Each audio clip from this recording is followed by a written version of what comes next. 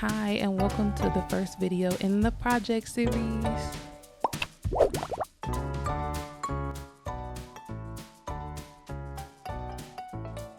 So for this specific video, I'm working on 2 commission orders at once. The first one was by Chubbs and I did 10 static emotes and 9 animated emotes. And the second one was for Pink Umbrella on Twitch as well. And we did, I think, 3 static emotes and 1 animated emote. So combined together, I did 10 animated emotes, but the static emotes are kind of sprinkled in here with the footage as well. Now, I'm not really good at animation. I'm still learning the ropes just a little bit. I'm not very seasoned with animation. So this was a little bit of a task for me, but I'm always up for a challenge, always up to learn something new. So surprisingly, this went very, very, very well, and it was actually pretty easy. So for the animated emotes, we are going to be doing a sip, a dance, a hug, a heart, a sing, a pout, 2 popcorn eating emotes, a wave, and a rave. So I have done like a sip emote before as well as a popcorn emote before. So those are the only ones that were extremely easy to me, like super duper easy, like I could just knock them out. But some of them I did kind of have to figure it out, use brain power a little bit more, but it also helped the fact that all of these emotes were mostly the same thing, consistent, like they're all bears. Also, I do want to say that throughout this video, you're going to hear a little bit of future me as well as past me. I filmed this video literally like a year ago. So some of the footage, some of the voiceover is a little older, and I definitely realized while editing that I wanted to kind of narrate some of the parts that's happening, because I do explain a lot of my process while I'm just like doing stuff in the background and you don't really know what I'm doing. So I made sure to put what I'm doing for the art part at the bottom so that you guys know, because the animation part is a little bit separate. So for the art part, it'll say what I'm doing at the bottom left corner. But I do want to say, when creating this video series, I really didn't know like the format of how I wanted to film this or how I wanted to edit it either. So the next video will probably be a little different, and it'll probably be different depending on which project I'm doing. But I do want to say sorry for that. It may be a bit weird, like the order, and a bit chaotic, so I'm sorry. But without further ado, I hope y'all enjoyed this video. Let's really get into it. I overthink the process for a lot of things sometimes, so I definitely overthought the process when I first started animating, and I think now I've got it more simplified in my brain. So I'll pretty much just be walking you guys through the steps that I take to do this. It's not going to be a tutorial or anything, but it's definitely going to be taking you through my thought process as well as the project with me. The first step is drawing an emote. So in drawing an emote, you have to sketch it, you outline it. Well, at least this is my process. I sketch, I outline, I do the base colors, I shade it, and then we export. So when it comes to drawing the emotes and you're animating it, you kind of want to draw in those missing pieces. So for instance, if I'm doing like an emote with a peace sign and it covers the face, you have to draw the full face behind the peace sign. So whatever parts are being covered, you want to make sure that it's filled in. So when you're doing an animated emote, it can look a little crazy and it can be hard to organize your layers, but I think that I've got my method down. If you guys would like a specific video on that, like tips and tricks on how to animate, how it's not so overwhelming, please let me know and I'll make sure to do that in the future. The exporting process when it comes to animating the emote can also be a little tricky and overwhelming as well. I am somebody who struggles with overthinking heavily, and anxiety. So I kind of tend to get a little anxious, but it's the more I learn and the more you experience and practice these things, the less anxiety you'll have. And I feel like that's the same thing about anything in life. The more you experience it, the more you deal with it, the more you face it head on, the easier it becomes, the less it weighs on you. So I highly suggest doing that for anything in life, not just art, anything. Now I'm going to stop yapping and let you guys enjoy the rest of the art process.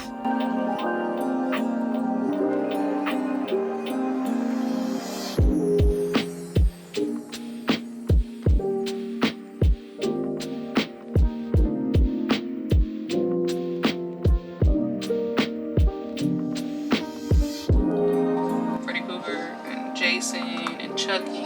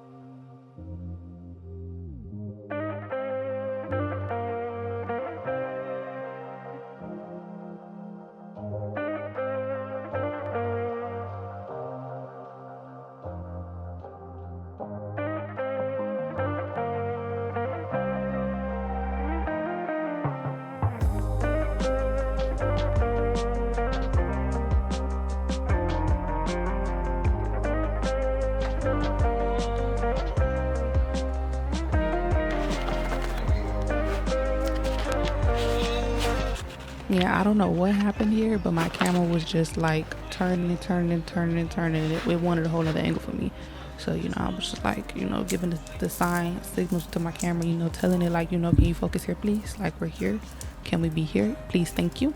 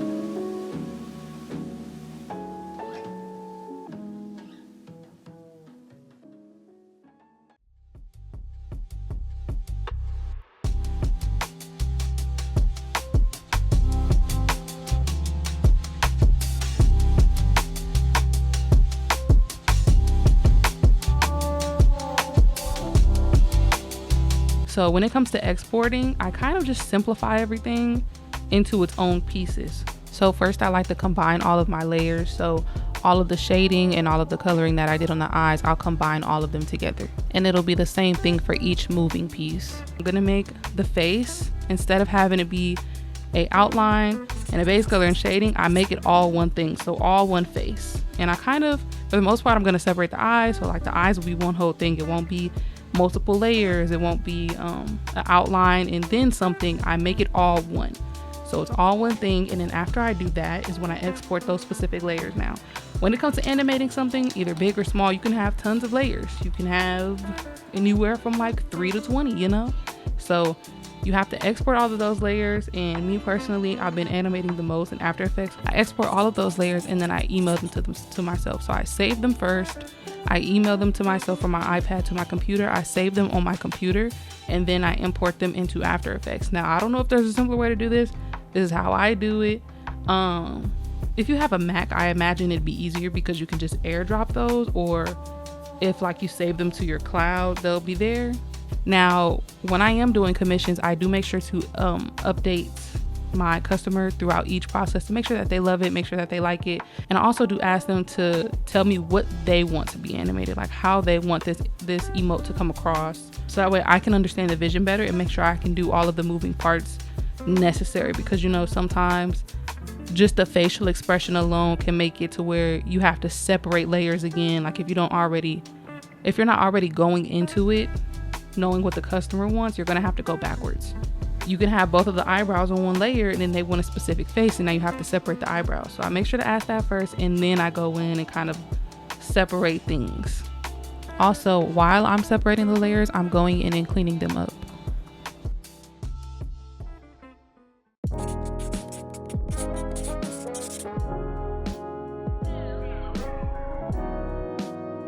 So the second part of doing an animated emote is actually the animation part. So you can either animate on Procreate or Procreate Dreams, or you can animate on After Effects, and I tend to do both. I like both, and I did do both in this video. After importing everything, because that is kind of like another step. You're exporting and then importing, and then you'll have to re-export when it's done.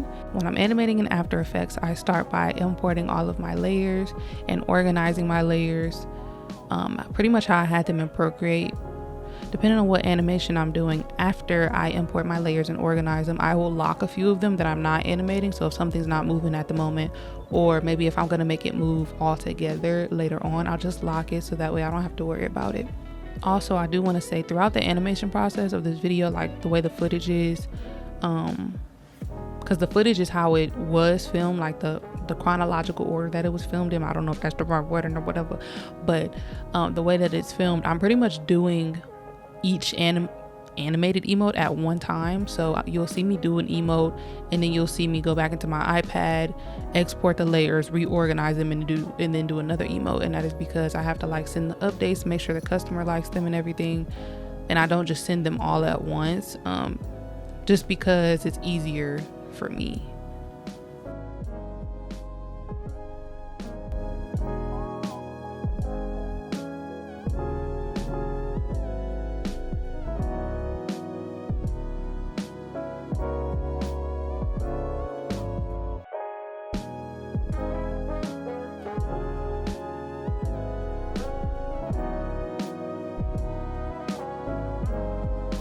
For this animated emote, which is a wave emote, I am going to use the pen tool to kind of pin down the parts of the hand that I don't want to move, or the arm that I don't want to move, and then move the parts that I do want to move. You'll see me use the pen tool a lot because it's the easiest way to animate for me personally. You'll also see that for the facial features, I kind of move those around as well, and I just kind of move the position for those, or the rotation.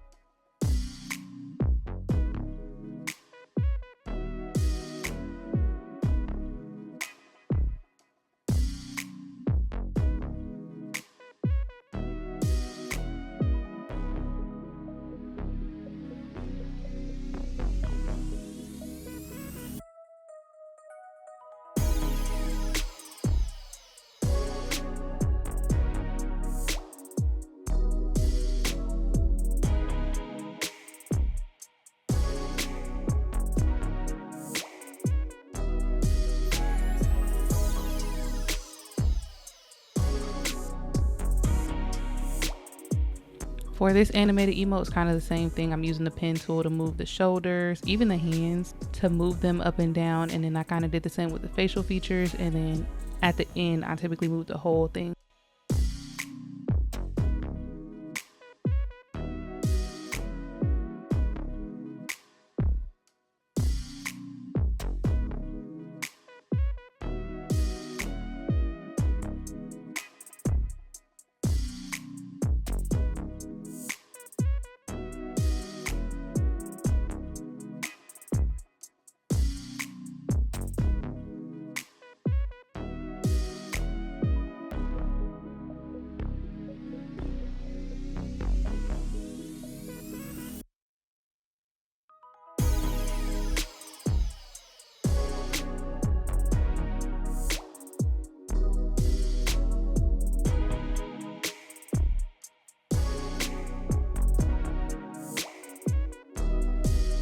Here, I just wanted to show that I individually export each layer. I save it to my iPad, and then you'll see me go into my email and email it to myself in another email.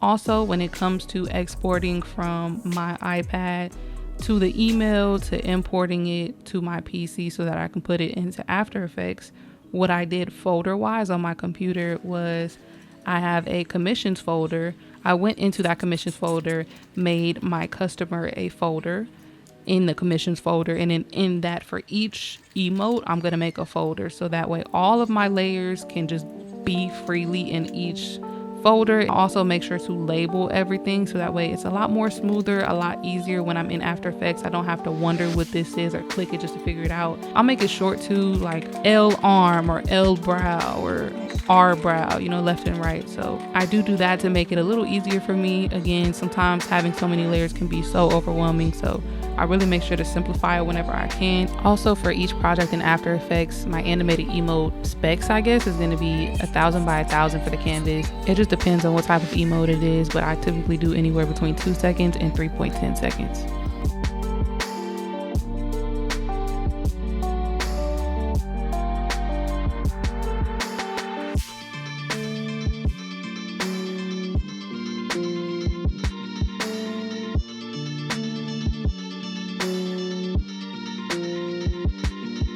For this emote, you'll see me doing the same thing with the pen tool, just kind of put in a pen where I don't want something to move and then put in the other pen where I want it to move and moving them around. And then at the end, I do my typical moving everything around. So whether that's me zooming in on it at the end or like it zooming in on itself, if that makes sense, or me making it move in some way, shape, or form.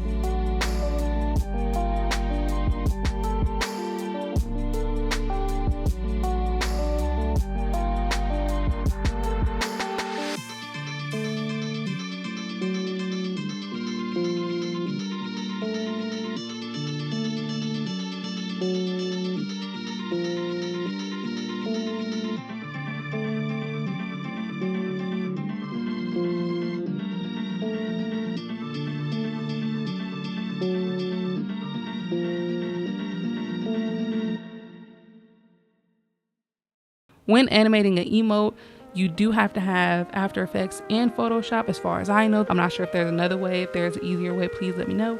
But basically, when you're done and you have your emote animated in After Effects, what you're going to do is export it. I will also link a video below on how to export it too. So after you export it from After Effects, then what you're going to want to do is drop it straight into Photoshop, and that's where we're going to resize it through Photoshop. And then after that, once I'm done with that, I'll always test the emote. So I go into my own Twitch channel and I make sure that I test that emote, make sure it doesn't have a weird line or anything weird. I just make sure it's running smoothly. To be honest, I was flying through these animated emotes. I feel like they were extremely easy. I feel like I just like my brain just did what it needed to do. Like I just simplified it so much in my head, I guess, while I was already drawing it. Like, okay, this is what I'm gonna move. This is how this is gonna move. And if I can make it do this, I'll do that. You know, just for a little extra razzle dazzle.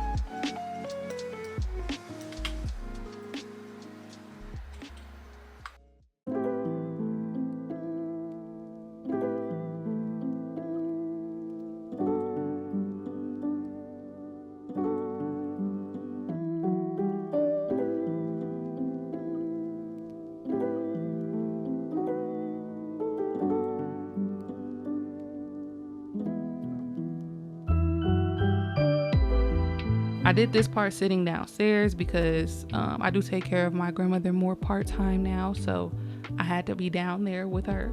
So I did these on my iPad, and these were just like, it just made more sense to do them on my iPad, if that makes sense, because I was drawing the mouth opening. And I do think that I did these pretty similarly. The Pink's emote and then Chubb's emote, I think I did them pretty similarly, but they might be a tad bit different. But they're only different due to the customer's request on how she wanted her emote and how he wanted his emote.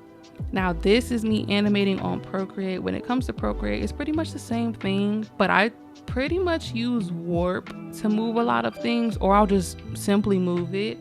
This is more frame by frame, like direct frame by frame, as opposed to After Effects. It's just kind of, you just move it type of thing, if that makes sense.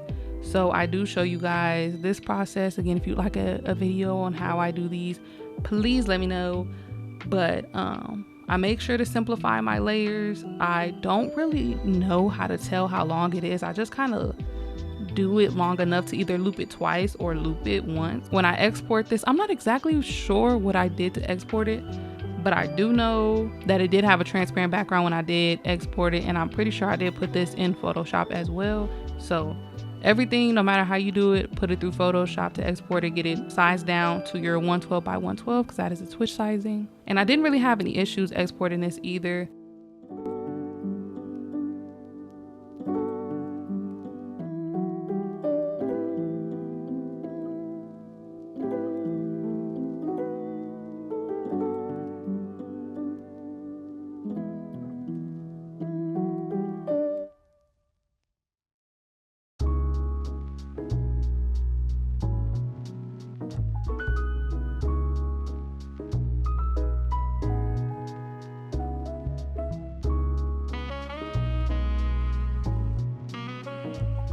For the popcorn emotes, the only thing that I'm focused on moving is the hand with the popcorn in it, the mouth, and I think the eyebrows maybe, and that's it.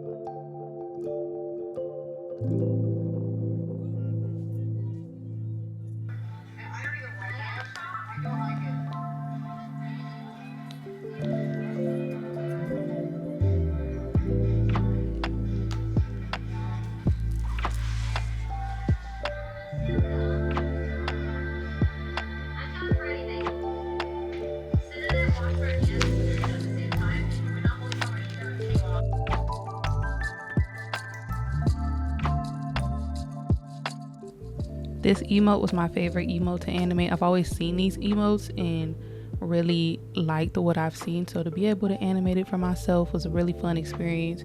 One of my favorite emotes and a really easy emote to animate.